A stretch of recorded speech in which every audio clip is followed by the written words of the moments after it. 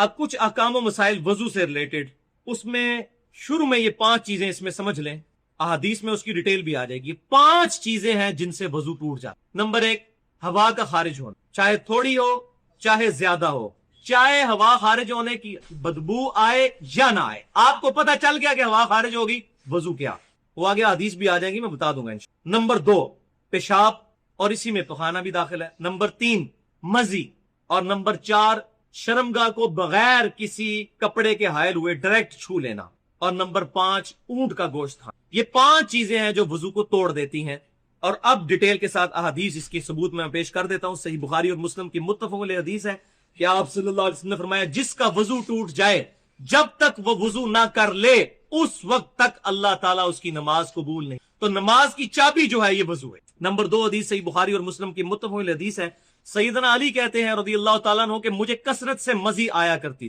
یہ مزی، منی، ودی، یہ ڈیٹیل میں انشاءاللہ اگلی دفعہ غسل کے کانٹیکسٹ میں بتاؤں گا۔ فی الوقت یہی سمجھ لیں کہ غلبہ شہوت کی وجہ سے جو منی کے علاوہ جو قطرات نکلتے ہیں شروع میں، جو شفاف ہوتے ہیں اور بلغم کی طرح شکل کے نہیں ہوتے، اس کو مزی کہتے ہیں، اس سے صرف وضو ٹوٹتا ہے، غسل اس سے واجب نہیں ہوتا۔ تو سیدنا علی کہتے ہیں مجھے بہت مزی آیا کرتی تھی، بخاری اور مسلم کی متفق علیہ حدیث ہے، اور میں اس بات سے شرم محسوس کرتا تھا کہ میں حضور سے یہ مسئلہ پوچھوں کیونکہ آپ میرے سسر تھے۔ تو میں نے سیدنا مقداد رضی اللہ تعالیٰ عنہ سے کہا کہ آپ مسئلہ پوچھنے میرے لیے۔ تو سیدنا مقداد نے جب آپ صلی اللہ علیہ وسلم نے مسئلہ پوچھا تو آپ صلی اللہ علیہ وسلم نے فرمایا کہ علی سے کہو کہ جب مزی آئے تو شرمگاہ کو دھو کر وضو کر لیا کرے، غسل کی حاجت نہیں ہے۔ تیسری حدیث صحیح مسلم میں ہے، یہ کریٹیکل حدیث، کہ آپ صلی اللہ علیہ وسلم نے فرمایا جب بھی تم میں سے کوئی شخص اپنے پیٹ میں گڑبڑ محسوس کرے اور معاملہ اس کے لیے مشتبہ ہو جائے، ایمبیگوس ہو جائے، یعنی بعض اوقات پیٹ میں بھی گڑ گڑ شروع ہو جاتی ہے، ہوا نہیں خارج ہو رہی ہوتی پیٹ کے اندر، تو معاملہ مشتبہ ہو جائے تو وہ اس وقت تک مسجد سے باہر نہ نکلے وضو کرنے کے لیے، یعنی نماز میں ہے اور وہ باہر نہ نکلے جب تک کہ آواز یا بدبو نہ سونگھ لے۔ تو یہ معاملہ ہے مریض کے لیے جس کے پیٹ کے اندر گڑ گڑ ہو رہی ہے، ظاہر ہے اس سے تو وضو ٹوٹتا بھی نہیں ہے، اس کے لیے ہے کہ جب تک یہ معاملہ ہونا ہو جائے۔ اور یہ ٹیکنیکلی بات ہے کہ جب کسی کا پیٹ خراب ہو اور اس طرح گڑ گڑ ہو رہی ہو، اس وقت جو ہوا خارج ہوتی ہے اس کی بدبو بھی ہوتی ہے۔ عام حالت میں اگر کسی کو یہ یقین ہو گیا کہ میری ذرا سی ہوا بھی خارج ہوئی، چاہے بدبو آئی یا نہ آئی، آواز آئی یا نہ آئی، اس کا وضو ٹوٹ گیا، اب جان بوجھ کے پڑے گا تو نماز کی توہین ہے، دار اسلام سے خارج ہو۔ تو یہ مسئلہ سمجھ لیں۔ لہٰذا یہ جو اہل بدعت اہل سنت پر اعتراض کرتے ہیں اصحاب الحدیث پر کہ یہ کہتے ہیں جی آواز نہ آئے تو اس وقت تک وضو ہی نہیں ٹوٹتا، تو یہ نبی صلی اللہ علیہ وسلم کا فرمان ہے، ذرا ایمان کا اپنا خیر منائے، حضور صلی اللہ علیہ وسلم کی حدیث کا مذاق نہ اڑائے، یہ کس کانٹیکسٹ میں وہ سمجھے، یہ بیمار بندے کے لیے جس کے لیے معاملہ ایمبیگوس ہو۔ اور ظاہر ہے پیٹ کے اندر جو پٹاخے چھوٹ رہے ہیں یا پیٹ کے اندر جو گڑ گڑ ہو رہی ہے اس کی وجہ سے وضو تو نہیں ٹوٹتا، یہ بات تو بالکل کلیئر کٹ ہے۔ یہ مسئلہ میں نے ضروری بتانا تھا۔ چوتھی حدیث صحیح مسلم میں کہ نبی صلی اللہ علیہ وسلم نے پوچھا گیا کہ جب ہم بکری کا گوشت کھاتے ہیں اس کے بعد وضو کیا کریں، تو آپ صلی اللہ علیہ وسلم نے فرمایا کہ تمہاری مرضی ہے، کر لو تب بھی ٹھیک، نہ کرو تب بھی ٹھیک، یعنی وضو نہیں ٹوٹ۔ اور پھر پوچھا گیا کہ بتائیے اگر ہم اونٹ کا گوشت کھا لیں، تو فرمایا اونٹ کا گوشت کھاؤ تو وضو کر لیا کرو۔ یہ اللہ تعالیٰ کی طرف سے حکم ہے، اس کی دلیل کوئی ہو یا نہ ہو، اللہ کی طرف سے حکم ہے۔ پانچویں حدیث جامعہ ترمذی، سنن ابی داؤد اور سنن نسائی اور سنن ابن ماجہ میں ہے کہ آپ صلی اللہ علیہ وسلم نے فرمایا جو شخص بھی اپنی شرمگاہ کو چھو لے تو پھر اپنے وضو کو دوبارہ کرے، اس کا وضو ٹوٹ گیا۔ لہذا وہ جو سنن ابی داؤد کے اندر حدیث ہے وہ بھی حدیث صحیح ہے کہ نبی صلی اللہ علیہ وسلم سے جب پوچھا گیا کہ اگر کوئی شخص اپنی شرمگاہ کو ہاتھ لگا لے تو کیا اس کا وضو ٹوٹ جائے گا، تو آپ صلی اللہ علیہ وسلم نے فرمایا کہ شرمگاہ بھی تمہارے جسم کا ایک ٹکڑا ہے، کوئی حرج نہیں اس میں۔ وہ حدیث منسوخ ہے محدثین کی نظر، اور یہ حدیث اس کو یہ ناسخ ہے اس کی کہ جو بندہ شرمگاہ کو ہاتھ لگا لے، ویسے ٹیکنیکلی بھی یہ بات سمجھ آتی ہے کہ جو اتنی ایکسٹریم تک گیا ہوا ہے اس کو وضو کر لینا چاہیے دوبارہ۔ چھٹی حدیث صحیح ابن حبان میں اور سنن دارقطنی میں اور مسند امام شافعی میں آپ صلی اللہ علیہ وسلم نے فرمایا کہ اگر کوئی شخص اپنی شرمگاہ کو بغیر کسی کپڑے کے حائل ہوئے چھوئے تو وہ وضو کرے، اور اگر کپڑے کے ساتھ چھوئے تو پھر وضو کرنے کی حاجت نہیں، یعنی اگر کسی شخص نے کپڑے کے باہر سے ہی شرمگاہ کو ہاتھ لگا لیا تو اس کا وضو ٹوٹا نہیں ہے۔ پھر ساتویں حدیث جامعہ ترمذی، سنن ابی داؤد اور سنن ابن ماجہ کی کہ آپ صلی اللہ علیہ وسلم نے فرمایا جو شخص بسم اللہ نہیں پڑھتا اس کا وضو نہیں ہے۔ اس بات کو سمجھ لیں، اس حدیث پر کسی محدث نے یہ باب نہیں باندھا کہ بسم اللہ کے بغیر وضو نہیں ہوتا، یہ صرف افضلیت کے طور پر ہے، جیسا کہ یہ حدیث میں ہے، صحیح بخاری اور مسلم کی متفق علیہ حدیث ہے، تم میں سے کوئی شخص اس وقت تک مومن ہی نہیں ہو سکتا جب تک کہ وہ چیز نہ پسند کرے اپنے بھائی کے لیے جو اپنے لیے پسند کرتا ہے، تو کامل الایمان مومن نہیں ہوگا۔ बाज़ औक़ात तो ऐसा हो भी सकता है। तो इस पर किसी मुहद्दिस का बाब नहीं कि बिस्मिल्लाह के बगैर वजू नहीं होता। जिसको याद है बिस्मिल्लाह पढ़नी, उसने जानबूझ के नहीं पढ़ी, उसका वजू वाकई नहीं। और अगर कोई शख्स भूल गया तो कुरान पाक में भी 4 फराइज आए हैं, उसमें बिस्मिल्लाह का जिक्र नहीं है, और बीच में उसको याद आ गया तो सही मुस्लिम में हदीस है, खाना खाते हुए बिस्मिल्लाह पढ़नी भूल गए तो बिस्मिल्लाह अव्वल व आखिरा पढ़ लो, तो वो बिस्मिल्लाह अव्वल व आखिरा पढ़ ले। आखिर में याद आया तो उस वक्त पढ़ ले। अलबत्ता ये वजू का जुज नहीं होगा, लेकिन जिसको याद है बिस्मिल्लाह पढ़ना, उसने जानबूझ के नहीं पढ़ी, उसका वजू नहीं। लिहाजा ये मसला भी मैंने क्लियर किया, इस बारे में भी बड़ी मिसकंसेप्शन। 8वीं हदीस सुनन अबी दाऊद, मुस्नद इमाम अहमद और सुनन निसाई अल कुबरा में है कि नबी सल्लल्लाहु अलैहि वसल्लम ने एक शख्स को देखा कि वो तहमद लटकाए हुए नमाज पढ़ रहा था। तो आप सल्लल्लाहु अलैहि वसल्लम ने उसको फरमाया, उसका तहमद टखनों से नीचे था, आपने फरमाया कि जाओ दोबारा वजू करो। तो सैयदना अबू हुरैरा रज़ियल्लाहु ताला ने पूछा, या रसूलल्लाह सल्लल्लाहु अलैहि वसल्लम, आपने इसको दोबारा वजू करने का हुक्म क्यों दिया? तो आप सल्लल्लाहु अलैहि वसल्लम ने फरमाया कि बेशक अल्लाह ताला उसकी नमाज कबूल नहीं करता जिस शख्स का कपड़ा टखनों से नीचे लटक रहा हो, इसलिए मैंने इसे दोबारा वजू के लिए भेजा। उसमें यह अल्फाज नहीं कि वजू टूट जाता है, ये असल में आप ने उसको सजा दी ताकि उसको ये बात याद रहे तंबीह के तौर पर। जैसे टीचर भी क्लास में कहता है कि इतनी दफा उठक बैठक करो, ये उठक बैठक उससे करवाई क्योंकि किसी मुहद्दिस ने ये बाब नहीं इस पर बांधा कि टखनों से शलवार नीचे चली जाए तो उसका वजू टूट जाता है। किसी से साबित नहीं, ये मेरा चैलेंज है। तो टखनों से नीचे अगर किसी की शलवार चलेगी, वजू नहीं टूटेगा उसका। अगर टाइम है तो उसको वजू दोबारा करवाएं, सुन्नत पर अमल करें ताकि उसको याद रहे कि वो अपनी शलवार टखनों से ऊपर रखे। नमाज के अलावा भी सुन्नत है, लेकिन वजू नहीं टूटेगा अगर वो उस वक्त कर लेता। 9वीं हदीस सुनन अबी दाऊद के अंदर है कि एक इंसारी सहाबी रज़ियल्लाहु ताला अन्हु पहरे पर नबी सल्लल्लाहु अलैहि वसल्लम की तरफ से मुख्तस किए गए। उसी दौरान काफरों ने उन पर तीर बरसाने शुरू किए। 3 तीर उनको लगे और उनके जिस्म से तेजी से खून बहने लगा, लेकिन वो नमाज की हालत में थे। उन्होंने कहा रात को जागना ही है, चलो नमाज ही पढ़ लें। इधर वाला साहब तो नहीं था ना कि जनाब फिल्म ही लगा के बैठ जाए, तो उन्होंने कहा नमाज ही पढ़ दूं, मैं पहरा तो करना ही है, जाग तो रहा ही हूं, चलो अल्लाह के लिए रात भी गुजरेगी। तो नमाज पढ़ने के दौरान उनको 3 तीर लगे। दूसरे उनके साथी तीसरे तीर पर उठे और उन्होंने फिर उनको भगा दिया जो दुश्मन थे। तो लेकिन नमाज मुकम्मल करके उन्होंने सलाम फेरा तो उस मुहाजिर सहाबी ने उस अंसारी सहाबी से पूछा, आप मुझे जगा लेते और आपने नमाज क्यों नहीं तोड़ी?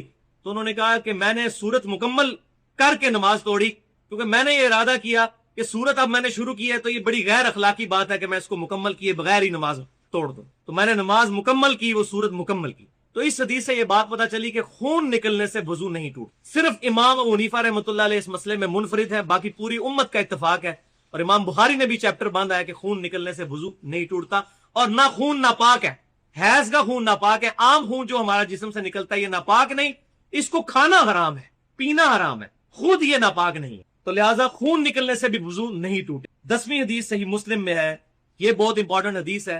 सहाबा इकराम कहते हैं कि बाज़ औक़ात इशा की नमाज के इंतजार में सहाबा इकराम अलैहिम रिज़वान को ऊंघ आ जाती थी, हत्ता कि उनके सर झुक जाते थे, लेकिन वो नमाज के लिए वजू दोबारा नहीं करते थे, उसी वजू से नमाज पढ़ते थे। तो इस बात से ये पता चला कि अगर बैठे बैठे ऊंघ आए यूं ऐसे और इंसान बैठा हुआ है तो उसका वजू नहीं टूटेगा, लेकिन अगर गाफिल होकर लेटा हुआ है और खराटे मार रहा है तो उसका वजू भी टूट जाए। ये ऊंघने के लिए है जिसमें इंसान को हल्की हल्की, जिसको पंजाबी जैसी कहने जागू मीठी जदू बंदा होता है, पता चल रहा होता है, इर्द गिर्द की हल्की हल्की आवाजें भी आ रही होती हैं और हल्की, जैसे कि रमजान शरीफ में सेरी खाने के बाद बड़ी मीठी नींद आती है, ये वो वाली ऊंघ है, उसमें वजू नहीं टूटे। अल्हम्दुलिल्लाह ये सही मुस्लिम की। और यहाँ ये बात भी याद रखें, अक्सर लोग पूछते हैं सिगरेट पीने से, गाली देने से, गीबत करने से किसी चीज से वजू नहीं टूटता।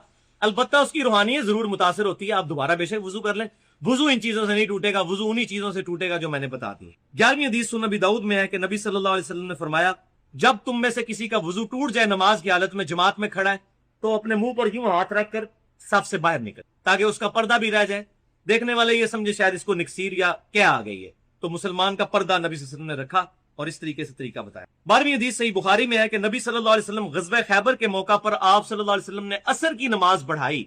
उसके बाद आप सल्लल्लाहु अलैहि वसल्लम को सत्तू पेश किए गए। सत्तू पीने के बाद आप सल्लल्लाहु अलैहि वसल्लम ने उसी वजू से मगरिब की नमाज पढ़ाई। तो आप सल्लल्लाहु अलैहि वसल्लम ने अपने अमल से यह साबित कर दिया कि वो हुक्म मनसूख हो गया कि हर नमाज के लिए अलग वजू करना है। तो ग़ज़वा खैबर के मौका पर आप सल्लल्लाहु अलैहि वसल्लम ने एक वजू से मुतअद्दिद नमाजें पढ़ाई, बल्कि सही मुस्लिम में हदीस नंबर 13 आ गई है कि फतह मक्का के मौका पर नबी सल्लल्लाहु अलैहि वसल्लम ने एक ही वजू से कई नमाजें पढ़ाई और मौजों पर मसा किया। तो सहाबा इकराम ने पूछा, या रसूलुल्लाह सल्लल्लाहु अलैहि वसल्लम, हमने आपको आज वो काम करते हुए देखा है जो पहले नहीं देखा। तो आप सल्लल्लाहु अलैहि वसल्लम ने फरमाया, मैंने जानबूझकर ऐसा किया ताकि तुम्हें यह मसला मालूम हो जाए कि एक वजू से कई नमाजें पढ़ी जा सकती हैं अगर वजू नहीं टूटा। ये नहीं कि हर नमाज के लिए अलग से वजू, बल्कि वो अफजल जरूर है। बाल रिमूव करने आपने جس کو کہتے ہیں چانڈ لوانا، اور وہ فرمایا گیا 7ویں دن عقیقہ کرو ترمذی ابو داؤد میں، اس کا نام رکھو اور اس سے گندگی دور کرو، اس کی طرف سے صدقہ اور خیرات کرو. تو یہ ان جگہوں پہ پسینہ جمع ہوتا ہے. اسی طریقے سے جو ران کے جو جوڑ ہیں وہاں پہ پسینہ جمع ہوتا ہے، جس کو آپ یعنی تھائی کہہ لیں. تو تھائی پوری کے بال ریموو نہیں کرنے ہوتے، صرف اتنے حصے کے جو شرمگاہ کے ساتھ ٹچ کر رہا ہوتا ہے. اسی طریقے سے یعنی بعض لوگ بالکل ناف کے عین نیچے سے بال صاف کرنا شروع کر دیتے ہیں، وہ کہتے ہیں زیر ناف ہے. وہ زیر ناف اس لیے کہا جاتا ہے وہ ناف کے تو نیچے ہی ہے نا، عین زیر ناف لفظ نہیں ہے وہ. تو ان کی ظاہر ہے ان کو کوآرڈینیٹس ڈیفائن کرنے کے لیے زیر ناف کہا جاتا ہے، ٹھیک ہے. ورنہ تو ہم بغلوں کے نیچے جو کہتے ہیں بغلے تو یہ یہاں تک تو نہیں ریموو کرنے، وہ یہی والے ہیں. اینٹی وینم بھی ہوگا. تو زیر ناف سے مراد ہے کہ جتنے حصے میں یعنی شرمگاہ ٹچ کرتی ہے، چاہے وہ ران والا حصہ ہو یا اوپر والا. اور اس کا بڑا آسان طریقہ ہے کہ پیٹ کا جو جوڑ ہے نچلے دھڑ کے ساتھ، جہاں پہ پیٹ ختم ہوتا ہے نا، وہ ناف سے تھوڑا نیچے جا کے ختم، اس کے بعد سے جو حصہ ہے نا وہ آپ نے بال صاف کرنے شروع کرنے ہیں. شرمگاہ کے اوپر جتنے بال ہیں، دائیں بائیں جو حصہ شرمگاہ سے ٹچ کرتا ہے یعنی وہ جہاں پہ پسینہ جمع ہوتا ہے وہ، حتیٰ کہ جو بڑے استنجا کرنے کی جگہ ہے وہاں تک. پیٹھ وغیرہ کے بال ریموو کرنے کی ضرورت نہیں. یہ اتنے پورشن. تو یہ اکثر لوگ پوچھتے ہیں، اچھا ہو گیا اس کو میں نے کلیئر کر دیا. اب آ جائیں وہ اس کے پچھلے پورشن کی طرف. اس سے جو پہلے والا پورشن سورہ نساء کی آیت نمبر 119 کا آپ نے حوالہ دیا، وَلَآمُرَنَّهُمْ فَلَيُغَيِّرُنَّ خَلْقَ اللَّهِ. شیطان نے کہا تھا اے اللہ میں تیری مخلوق کو ابھاروں گا کہ وہ تیری تخلیق کو بدلیں گے. اور پھر اس کے بعد آتا ہے وہ جانوروں کے کان چیریں گے. اس کے تحت جو بھی تخلیق کو بدلتا ہے وہ حرام کا مرتکب. کوئی شخص اپنے آپ کو خصی نہیں کر سکتا، حرام کا مرتکب ہے. کوئی عورت ایسی ایکٹیویٹی پرفارم نہیں کر سکتی وہ مردوں کی طرح دکھے، حرام کی مرتکب ہوگی. بخاری مسلم کی حدیث ہے، ان عورتوں پہ لعنت جو مردوں کی مشابہت کریں، ان مردوں پر لعنت جو عورتوں کی مشابہت کریں. مرد کو اللہ تعالیٰ نے داڑھی دی ہے، اب داڑھی کو مڈانا قرآن حکیم میں سورہ نساء کی آیت نمبر 119 کے تحت عورتوں کی مشابہت بھی ہے اور تخلیق کو بدلنا ہے، کیونکہ عورت کی داڑھی نہیں اگی ہوئی، الٹا اس کی اگا ہے تو اس نے ریموو کرنی ہے تاکہ مردوں سے مشابہت نہ بنے. اس لیے کم از کم اتنی داڑھی رکھنا جسے عرف عام میں داڑھی کہا جائے، جس طرح آپ کی ہے یا شاید افریدی صاحب کی ہے، عامر لیاقت والی نہیں. تو وہ داڑھی جو ہے وہ آپ کو حرام کی کیٹیگری سے باہر نکال دے. آپ رکھیں، عورتوں سے مشابہت آپ کی نہیں. اور مونچھیں رکھنے سے نہیں، بات کہتے ہیں مونچھیں بھی رکھ لی تو ہو جائے گی، وہ اتنے حصے میں ہوگی، ادھر پھر زنانیاں لئی کام رہے گا. پورے چہرے سے مشابہت دور کرنی ہے. تو وہ تخلیق بدلنا نہیں ہے. کچھ چیزیں اللہ تعالیٰ نے نیچر میں ایسی رکھی ہیں کہ جو اللہ تعالیٰ نے شرعی احکام کے طور پر نبیوں کے ذریعے فطرت کے طور پہ تعلیم کی. اللہ تعالیٰ چاہتا تو آپ ختنے سمیت بھی پیدا ہو سکتے تھے نا، بے شک. لیکن اللہ تعالیٰ نے یہ ایک شرعی فریضہ رکھنے کے لیے اسی طریقے سے آپ کو پیدا کیا. دیکھیں یہ ختنے والا تو معاملہ ہی چھوٹا ہے، باقی ہر چیز پرفیکٹ ہو کے نکل. کان کسی کاٹنے پڑتے ہیں پیدائش کے بعد، ناک کو چھوٹا بڑا کرنا پڑے تو مصیبت پڑ جاتی، ختنہ ہی صرف کروانا پڑتا ہے. تو یہ اللہ تعالیٰ نے ایک دینی فریضے کے طور پہ رکھا. اللہ چاہتا تو کئی لوگ ابھی بھی ایسے ہیں جو نیچرلی پیدا ہوتے ہیں، ان کے ختنہ ہوا ہوتا ہے، وہ آپ اس کو کرامت بنا رہے ہوتے ہیں. وہ کافروں کے گھر بھی ایسے لوگ پیدا ہو جاتے ہیں، جیسے کسی کا 6 انگلیاں لگی ہوئی ہیں، وہ کہتے ہیں بڑا بزرگ ہے، وہ کوئی بغیر پیدا ہو گیا. اس طرح نہیں ہوتا. تو وہ نیچرل ہو سکتا ہے کسی کے ساتھ. تو نبیوں کے ذریعے اللہ نے وہ فطرت کی چیزیں بتا دی. داڑھی مڈانا فطرت کو بگاڑنا ہے، لیکن ختنہ کرنا اگرچہ ہماری تخلیق میں بگاڑ ہے، لیکن وہ فطرت اس لیے ہے کہ وہ اللہ نے پیغمبروں کے ذریعے تعلیم فرمائی کہ میں نے خود یہ چیز رکھی ہے. ورنہ تو کل کو کوئی شخص کہے گا جی مجھے رفع حاجت ہوتی ہے تو اس کے بعد مجھے جسم دھونے کی ضرورت نہیں ہے، تو نیچرل پروسیس ہے. تو ہم رفع حاجت کے بعد کوئی کافر بھی ہے وہ بھی ٹیشو پیپر کے ذریعے صفائی کرتا ہے نا، اسے فطرت تو نہیں سمجھ رہا ہوتا، اس کی صفائی کرنا فطرت ہے. اس طرح یہ کرنا یہ فطرت اس لیے ہے کہ جو لوگ ختنے نہیں کرواتے ہیں وہاں پہ کھال کے اندر میل جم جاتی ہے اور مختلف بیماریوں کا سبب بنتی ہے. وہاں پہ پسینہ جمع ہی رہتا ہے، میل جمع ہی رہتی ہے، اس سے وہ ایکسپوز ہو جاتی ہے کھال. باقی عورتوں کا خطرہ کوئی نہیں، وہ دودھ والی روایت جعلی ہے. وہ جو آپ کے انڈیا کے ایک مولانا صاحب کی بڑی وہ کچھ ویڈیوز اس طرح کی چڑی ہیں عورتوں کے ختنے والے، تو میری اس کی میں اب نام نہیں لیتا جو کہ شریف آدمی ہے، وہ چند شرفاء میں سے جس نے میرے خلاف کوئی کلپ نہیں بنایا، لیکن جہاں اس نے غلطی کی ہے میں نے اس کو ہائی لائٹ کیا. ایڈوکیٹ فیض سید صاحب حفظہ اللہ تعالی. تو اور عورتوں کے خطرے پہ میرا کلپ ہے، میں نے ان کو جواب دیا کہ وہ روایت ہی جعلی ہے. خود ابو داؤد نے لکھا ہے وہ جعلی روایت ہے، آپ عورتوں کے ختنے کرواتے پھر رہے ہیں، تو وہ نہیں ہے. تو یہ تخلیق کو بدلنا نہیں، یہ فطرت ہے. اس کے ثبوت میں بخاری مسلم کی حدیث ہے کہ 5 چیزیں فطرت سے ہیں. نمبر 1 ختنہ کروانا، نمبر 2 ناخن کاٹنا، نمبر 3 زیر ناف بال صاف کرنا یا اکھیڑنا کسی بھی فارم میں ہو. آپ استرے سے صاف بھی کر سکتے ہیں، بخاری میں حدیثیں استرے والی بھی. بال صفا پاؤڈر بھی استعمال کر سکتے ہیں، کریم بھی، اگر وہ سکن کو کاز نہ کرے کوئی ڈیمیج. جو آج کل رپورٹیں آ رہی کر رہے ہیں، اس لیے اس کو تو اوائڈ کریں، اس کی بجائے اسٹرپس کا یوز بہتر ہے۔ اور نمبر 4 بغلوں کے بال، زیر ناب بال، بغلوں کے بال۔ اور نمبر 5 مونچھوں کو پس کرنا۔ اور مسلم شریف میں 10 حدیثیں ہیں فطرت میں، ان میں داڑھی بڑھانا بھی فطرت، مسواک کرنا، کلی کرنا، یہ ساری چیزیں فطرت میں داخل ہیں۔ تو جو چیزیں اگرچہ بظاہر تخلیق کو بگاڑ رہی ہیں، لیکن وہ اللہ تعالیٰ نے بلٹ ان رکھی ہوئی ہیں تاکہ انسان شریعت کو اوبے کرتے ہوئے اس کو ایگزیکیوٹ کرے۔ وہ تخلیق کا بدلنا نہیں ہے، بلکہ وہاں پہ تخلیق بدلنا ہی فطرت ہے۔ اس فرق کو سمجھیں۔ اسی طریقے سے اس میں یہ بھی یاد رکھیے گا، ایک شخص کی 6 انگلیاں نکل آئی ہیں، اب اگر وہ ایک انگلی کٹوانا چاہتا ہے تو اس کا حق ہے، وہ تخلیق نہیں بدل رہا، بلکہ وہ خود تخلیق سے ہٹا ہوا ہے، ڈیمیجڈ ہے، یہ اس کی فالتو ہے، وہ ریموو کروا سکتا۔ یہ نہیں اس کو کہا جائے گا کہ یہ تو اب تخلیق کو بدل رہا ہے۔ کئی لوگ ہیں جن کے تالو جڑے ہوئے پیدا ہوتے ہیں، تو اب آپ کہیں گے تخلیق نہیں بدلنی، ان کے تالو الگ کیے جاتے ہیں، ورنہ تو وہ بول ہی نہیں سکتے۔ کئی لوگ، حتیٰ کہ ابو داؤد میں حدیث ہے کہ ایک صحابی کی ناک کٹ گئی تو اس نے چاندی کی ناک بنوا کے لگائی، لیکن اس میں بدبو پڑ گئی۔ ظاہر ہے چاندی تو اتنی کروجن ریزسٹنٹ اس کے اندر موجود نہیں ہے، ریزسٹنس نہیں ہے، ریزسٹنس۔ پھر نبی علیہ السلام نے ان کو حکم دیا کہ سونے کی چاند جو ہے ناک بنا کے لگواؤ، پھر اس نے سونے کی ناک لگائی۔ ظاہر ناک کے بغیر تو بندہ بڑا عجیب ہی لگتا ہے نا، تو سونے کی ناک بھی، آپ حالانکہ مرد پہ سونا حرام ہے، لیکن اس بڑے ضرر سے بچنے کے لیے جو چہرے کا بگاڑ ہے، سونے کا آپ دانت بھی لگوا سکتے ہیں، لیکن سونے چاندی کے برتنوں میں کھانا کھانا حرام ہے۔ یہ ابو داؤد میں حدیث ہے، نبی علیہ السلام نے ان کو یوز کرنے سے منع فرمایا، صحیح سند کے ساتھ حدیث ہے۔ تو سونے کا دانت اگر کسی نے لگوایا ہے، اس کی وفات ہو گئی، تو اب یہ نہیں ہے کہ اس کو دانت سمیت ہی دفنا دیں، آپ دانت اتروا سکتے، کیونکہ وہ ایک قیمتی چیز ہے، اس کے ساتھ ضائع نہ کریں۔ لیکن جو ہماری میتیں فوت ہوتی ہیں، ان کی شیو کر رہے ہوتے ہیں، آپ کو پتہ ہے نا، وہ شیو کر کے دفنا رہے ہوتے ہیں، ایسے لوگ بھی ہیں، وہ جی عجیب لگ رہا ہے بندہ۔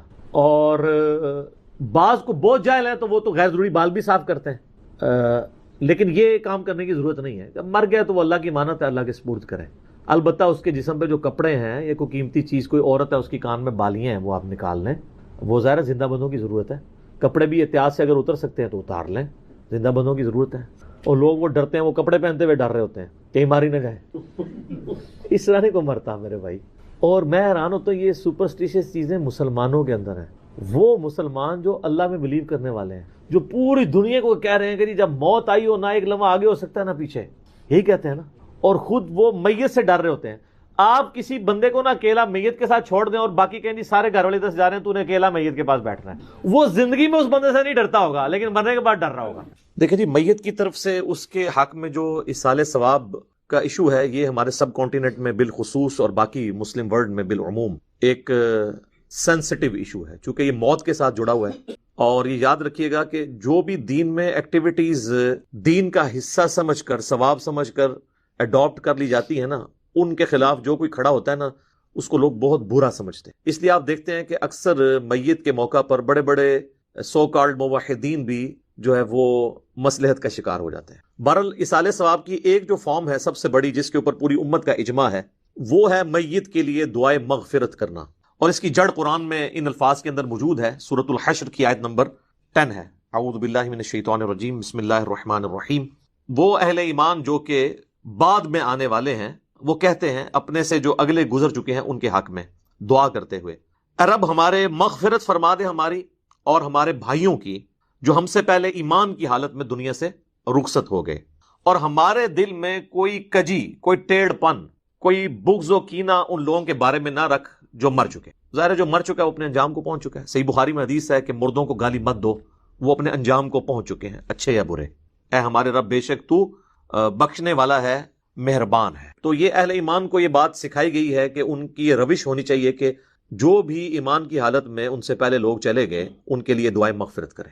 اب میرے بھائیو، یہ جو دعا کا معاملہ ہے، یہ اللہ تعالیٰ نے ایسا اوبلیگیٹری رکھا ہے کہ ہماری جو اسلام کی بیسک ٹیچنگز ہیں، ان کے اندر اس کو ایک ضروریات دین کے طور پر اللہ تعالیٰ نے ان چیزوں کو جاری فرما دیا ہے۔ جیسا کہ صحیح بخاری اور صحیح مسلم کی متفق علیہ حدیث ہے کہ اللہ کے محبوب صلی اللہ علیہ وآلہ وسلم نے فرمایا کہ ایک مسلمان کے دوسرے مسلمان پہ 5 حقوق ہیں۔ جب وہ اس سے ملے تو اسے سلام کرے، یہ پہلا حق ہے۔ دوسرا حق، جب وہ بیمار ہو جائے اس کی عیادت کرے۔ تیسرا حق، جب وہ مر جائے تو اس کی نماز جنازہ پڑھے۔ چوتھا حق، جب وہ دعوت دے تو اس کی دعوت کو قبول کرے۔ اور 5واں حق یہ ہے کہ جب وہ چھینک کہ جواب میں الحمدللہ کہے تو آپ اس کے جواب میں کہیں یرحمک اللہ، اللہ تعالیٰ تجھ پر رحم فرمائے۔ تو یہ 5 بنیادی حقوق ہیں، جس میں تیسرا حق ایک مسلمان کی نماز جنازہ پڑھنا ہے، اور نماز جنازہ میں ظاہر ہے کہ دعا اللہ تعالیٰ نے اس کے اندر بلٹ ان رکھ دی ہے۔ صحیح مسلم میں ایک حدیث ہے کہ اللہ کے محبوب صلی اللہ علیہ وآلہ وسلم نے فرمایا کہ جس کے جنازے میں 40 ایسے لوگ شریک ہوں جو اللہ تعالیٰ کے ساتھ شرک نہ کرتے ہوں، تو اللہ تعالیٰ ان 40 لوگوں کی شفاعت اس میت کے حق میں قبول و منظور فرما دے گا، یعنی اس کی مغفرت فرما دے گا۔ تو یہ بہت بڑی فضیلت ہے۔ تو یہ بھی مرے ہوئے بندے کو زندہ لوگوں کی طرف سے پہنچنے والی ایک نفع مند چیز ہے، آپ اسے ایصال ثواب کہہ لیں، آپ اس کو دعائے مغفرت کہہ لیں، کوئی بھی۔ اچھا، اسی طریقے سے صحیح بخاری اور صحیح مسلم دونوں میں حدیث ہے کہ نبی علیہ السلام کو ایک صحابی کی وفات کی خبر ملی، تو نبی علیہ السلام نے دونوں ہاتھ یوں بلند کر کے، حتیٰ کہ صحابہ کہتے ہیں ہم نے آپ کے بغلوں کی سفیدی بھی دیکھی، تو آپ نے کہا اے اللہ ابو عامر کو بخش دے اور اسے کثیر مخلوق پر فضیلت عطا فرما۔ تو اس سے ثابت ہوا کہ مرے ہوئے شخص کے لیے ہاتھ اٹھا کے آپ دعا کر سکتے ہیں ان الفاظ کے ساتھ۔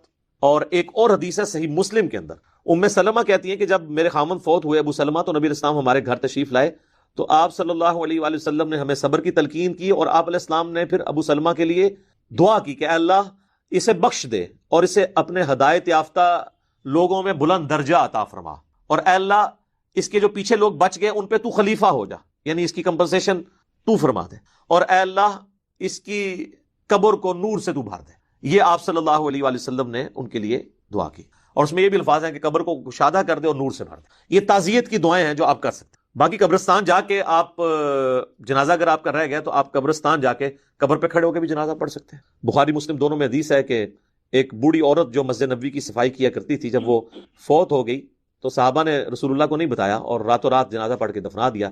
کچھ دن کے بعد نبی علیہ السلام نے پوچھا کہ وہ عورت نظر نہیں آ رہی، تو بتایا گیا کہ وہ تو فوت ہو گئی ہے۔ تو حضور نے فرمایا کہ مجھے اس کی قبر پہ لے جاؤ۔